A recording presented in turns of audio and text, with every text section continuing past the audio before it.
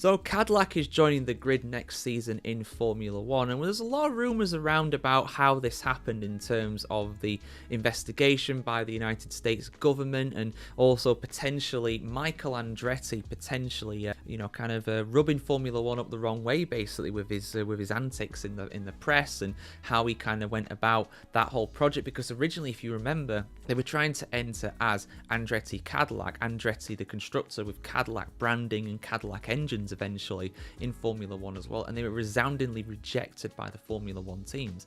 And the rumour was that Michael Andretti very much was the reason for this. Now, obviously, Cadillac are joining Formula 1 with a certain Mario Andretti, not really at the helm, but definitely there in the back of the boardrooms anyway. Of course, the 1978 Formula 1 world champion, IndyCar legend, racing legend, absolute legend. Love Mario Andretti. And now he's admitted that the rumours may well have been true about Michael when it comes to this. There's no smoke without fire. So let's have a read of this article on the F1Chronicle.com, guys. Mario Andretti admits that his son Michael may well have been an obstacle to getting the Cadillac Formula 1 project up and racing.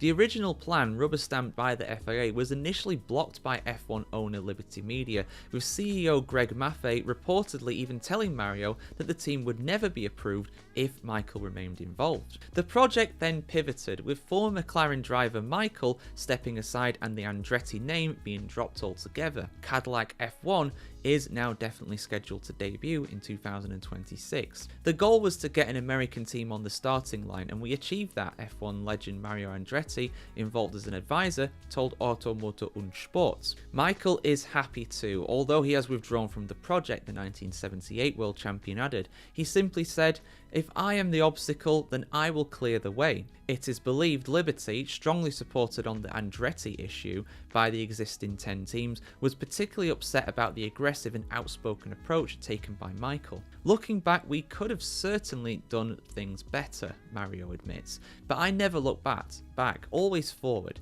In the end, all that matters is whether you can reach the goal." Mario says that he isn't even bothered by his iconic surname not being associated with the Cadillac team. "It's about the cause, no matter what it's called," he insisted.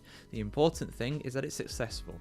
The project would not have been born without us, and it would not have made it to General Motors without us. It would have been a big mistake to turn us down. That would not have been well received in America." This is not a flash in the pan, but a long-term commitment. With Cadillac's place for 2026 now secure, Mario says the atmosphere has changed within the team as it works hard on its 2026 car to be powered by a customer Ferrari engine. Now the engineers know that they are working on something that will actually be available in 2026, he said. Before, there were no guarantees, just the belief that everything would turn out well. He claims the fact that Cadillac's debut coincides with the move to an all-new radical car and engine regulations from 2026, and that being good news for the team. "The new regulations force everyone to start from scratch. That will help us. It would have been harder if we had to enter at a time when the rules had already been stable for 3 or 4 years, like they are now. Starting in 2026 gives us a better chance to start on a reasonable basis. We will also benefit from the fact that we are able to prepare a lot because we are not falling under the wind tunnel and budget cap regulations."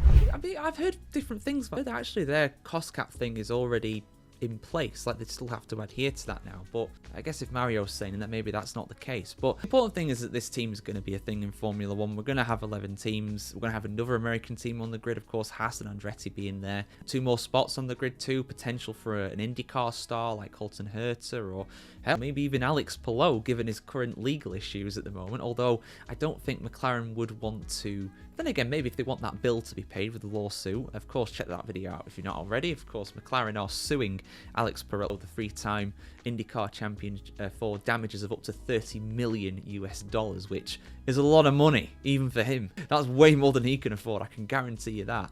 But yeah, I mean, I'm very hyped for it. I'm very excited. I'm interested to see who's going to drive for them. For my money, I still think that if Perez wants to come back to Formula 1, he'll be the guy to come in. If he doesn't, he just wants to chill out, he's had enough with F1, fair enough, then I think Bottas will come in, and then, you know, it's going to be somebody like Ward or Herter or somebody like that as that second seat as well. But yeah, let us know what you think in the comments below, guys. Officially confirmed now by the signs of things, because I think they were kind of agreed to in principle, basically, when it came to coming into Formula 1 for 26. Going off that article, it now seems as though the story that we brought you before about them being approved officially imminently has now happened. So, and you know, good old Andretti in Formula 1, but not by name, just by one of the people, one of the senior advisors, of course, to the team. Your thoughts in the comments below, guys, and of course, we'll see you very soon for some more content here on the F1Chronicle.com. Plenty of news, plenty of opinions, plenty of everything in between. Like, share, comment, subscribe if you want to see more of this kind of stuff. And of course, become a patron on Patreon as well. I've got an exclusive video that's out there now. If you want to wait a little longer to watch it on the free platforms, you can do that, of course. But if you want to get in and watch it now, something a bit going in depth about the V10 era and whether it's as good as what we remember it being back in the day, or whether some rose-tinted spectacles are involved in viewing that. But yeah, see you soon, guys. Have a good one.